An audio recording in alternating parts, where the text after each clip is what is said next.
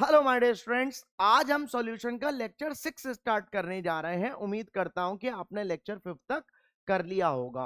हमने लेक्चर 5 में क्या किया था, हेनरीज लॉ के न्यूमेरिकल्स करे थे और लेक्चर 4 में हेनरीज लॉ पढ़ा था। और इस वाले लेक्चर में हम क्या पढ़ेंगे, लिमिटेशंस ऑफ हेनरीज लॉ पढ़ेंगे। उम्मीद करता हूं कि आपने लेक्चर 5 तक कर लिया होगा, देन आप लेक्चर 6 कर रहे होंगे। अगर आप ऐसा फॉलो नहीं कर रहे हो तो आपको प्रॉब्लम होगी, आपको चैप्टर को सब चैप्टर समझ में नहीं आएगा। सीधी सीधी बात तो ये है। इसलिए मैं आपको एडवाइस कर रहा हूं कि पहले आप लेक्चर 5 तक कंप्लीट करिए, देन लेक्चर 6। और लेक्चर 5 को रिवाइज जरूर करना पहले। अगर नहीं रिवाइज किया है तो बंद कर दो लेक्चर को। सीधी और साफ बात ये है। अब बिल्कुल आप ध्यान से इधर देखिए। हेडिंग आती है हमारी limitations of Henry's law. Heading लिखो और इसमें लिखो पहला पॉइंट। पहला पॉइंट लिखो, देखो the pressure should be low, the pressure should be low and temperature should be high, and temperature should be high. That is the gas should behave as ideally. That is the gas should behave as ideally. Next point लिखो, the gas should not associate or dissociate. The gas should not associate or dissociate in the solvent. The gas should not associate or dissociate in the solvent. Heading लिखो, liquid liquid solution. Important है, याद रखना। Liquid liquid solutions लिखो। इसमें there are two types of liquid liquid solutions. There are two types of liquid liquid solutions. Table बनाना 3-4 line की है। एक जगह लिखना मिसेबल और एक जगह लिखना इमिसेबल। मिसेबल की स्पेलिंग सही करो, मिसेबल, और एक जगह लिखना इमिसेबल।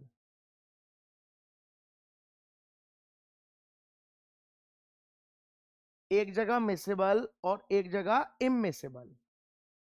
लिखो मिसेबल में लिखो, लिखो when two liquid components are completely mixed.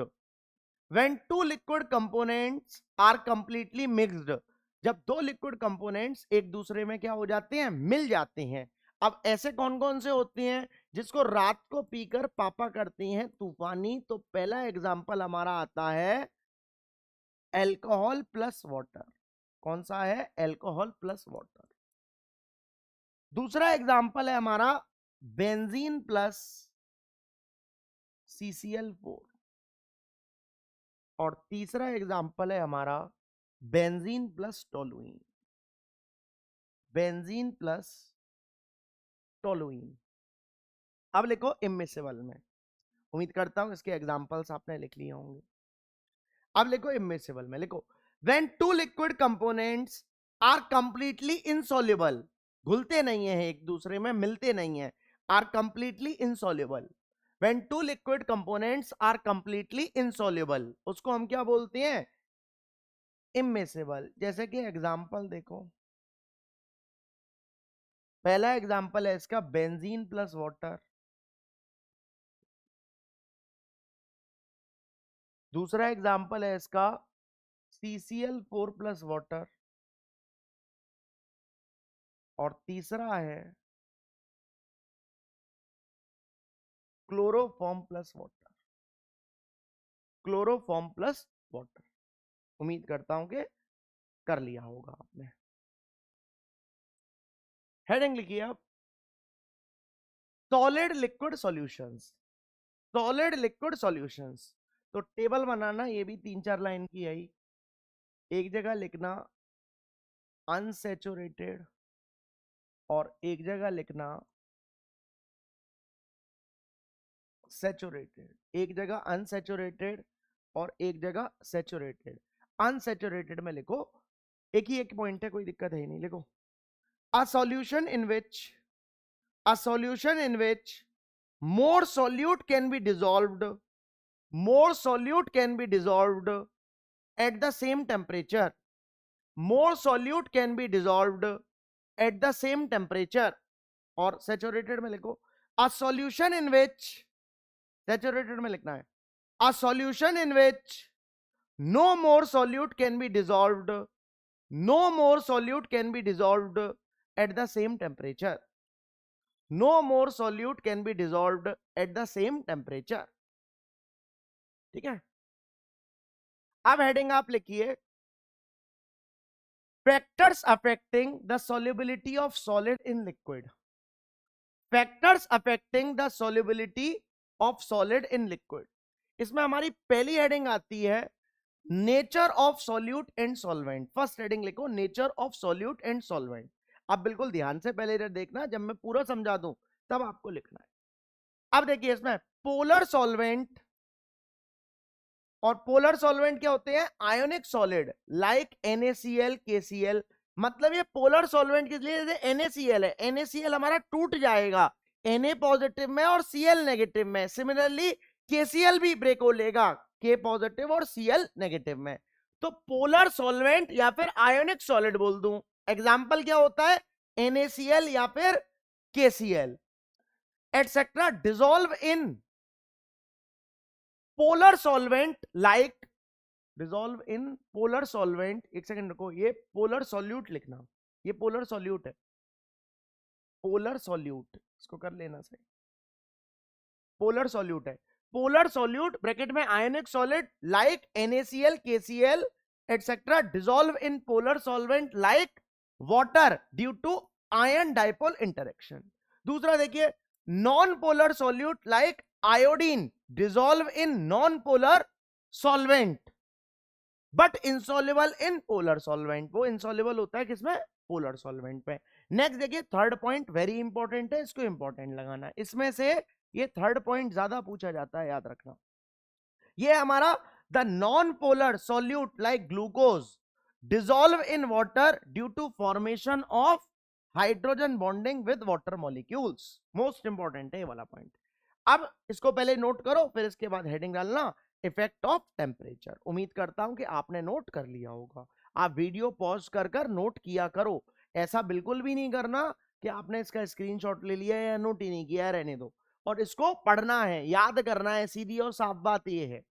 अब देखो नेक्स्ट, और न्यूमेरिकल को सॉल्व करना होता है. न्यूमेरिकल मैं करवा देता हूं, उसके बाद वो न्यूमेरिकल अपनी रफ कॉपी में नोट करो और उसको सॉल्व करो. पहले समझ लो फिर उसको सॉल्व करो.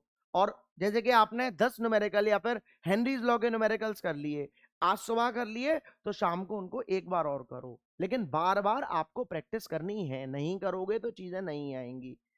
ऑनलाइन का सिर्फ एक घाटा है कि मैं आपको चेक नहीं कर पा रहा हूं, वरना इधर में टेस्ट, ऑफलाइन में क्या होता है टेस्ट लेते हैं और टेस्ट से चेक कर लेते हैं, नहीं आ रही होती है तो डांटते हैं, मारते हैं, सारी चीजें हो जाती हैं. अब इसमें आपके ऊपर कोई प्रेशराइज नहीं है. और सीधी बात है कि देखो छोटे बच्चे भी नहीं हो आप, ऐसा भी तो नहीं है कि भाई बहुत सेकंड क्लास के बच्चे हो, ऐसा तो है नहीं. आप समझदार हो, आप अपने आप को खुद अपने आप का टेस्ट ले लो. ऐसे करना है, नहीं करोगे तो चीजें नहीं आएंगी आपसे. देखो अब हेडिंग है हमारी इफेक्ट ऑफ टेम्परेचर. इसमें पहला पॉइंट आता है in the solid dissolve in liquid the absorption of heat. Absorption of heat क्या होता है, एंडोथर्मिक रिएक्शन होती है. क्या होती है, endothermic reaction. Then solubility increases with increase in temperature. मतलब एंडोथर्मिक रिएक्शन में या फिर एब्जॉर्प्शन ऑफ हीट में सॉल्युबिलिटी क्या होती है, इंक्रीज होती है इंक्रीज इन टेम्परेचर पर. जैसे कि example NaCl KCl KNO3 etcetera. अब अगर मैं इस जगह दूसरी बात करूं कि इवोल्यूशन ऑफ हीट बोल दूं, if the solid dissolve in liquid, अगर सॉलिड को मैंने लिक्विड में डिसॉल्व किया तो इवोल्यूशन ऑफ हीट मतलब एक्सोथर्मिक हीट रिलीज होगी. Then solubility decreases with increase in temperature. तो सॉल्युबिलिटी कम होती है लेकिन टेम्परेचर क्या होता है तब भी बढ़ता है. जैसे एग्जांपल लिथियम कार्बोनेट लाइम. भाई चूने को पानी में हम रखते हैं तो बहुत ज्यादा इवोल्यूशन ऑफ हीट होता है. ठीक है ना, उम्मीद करता हूं कि कर लिया होगा आपने.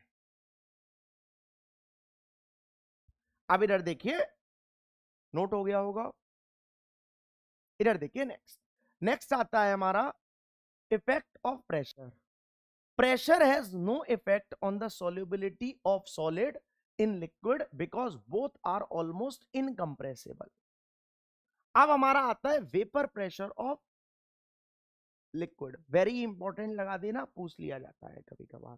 क्या होता है? The pressure exerted by vapours on the surface of liquid when vapour and liquid are in the equilibrium is called vapour pressure of liquid. Next है हमारा कॉज ऑफ वेपर प्रेशर, इसका कारण क्या होता है वेपर प्रेशर का। इस जगह पहला पॉइंट है हमारा, vapour pressure is due to escaping tendency of molecules from the surface of liquid into vapour. Next है हमारा, more is the escaping tendency of molecule, more will be the vapor pressure। Note करो इसको जल्दी से, इसको important लगा लेना, जो इंपॉर्टेंट है उसको इंपॉर्टेंट लगा। उम्मीद करता हूं कि आपने नोट कर लिया होगा। इधर देखिए नेक्स्ट, नेक्स्ट हमारा आता है factors affecting the vapour pressure. इसमें पहली हेडिंग आती है नेचर ऑफ लिक्विड। इसमें क्या है, liquid has week intermolecular forces and greater vapour pressure. मतलब लिक्विड का इंटरमोलिकुलर फोर्सेस वीक और ग्रेटर क्या है, वेपर प्रेशर। इसका मतलब इसके नीचे लिख लेना, पॉइंट के नीचे, कि जो वेपर प्रेशर है वो इनवर्सली प्रोपोर्शनल है किसके, इंटरमोलिकुलर फोर्सेस की। नेक्स्ट हमारा आता है इस जगह effect of pressure.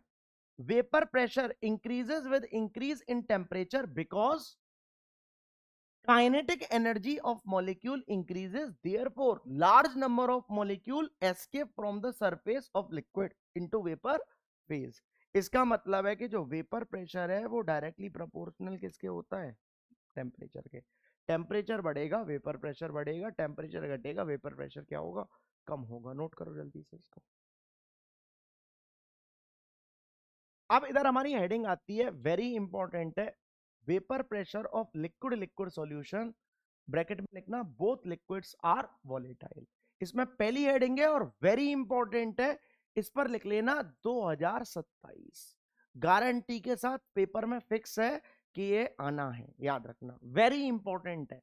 Raoult's law and vapour pressure of liquid liquid solution, ये राउल्स लॉ है और वेरी इंपॉर्टेंट है, 2027 लिख दिया है मैंने इसके ऊपर, ये आना है मतलब आना है। अब नेक्स्ट लेक्चर में हम क्या पढ़ेंगे, राउल्स लॉ पढ़ेंगे और इसके न्यूमेरिकल्स करेंगे। वेरी इंपॉर्टेंट है, याद रखना, लेक्चर 7 सॉल्यूशन का, और हेनरीज लॉ भी मोस्ट इंपॉर्टेंट था। उम्मीद करता हूं कि आपको इतना समझ में आया होगा, आपने नोट भी किया होगा ये सारी चीजें, ठीक है ना।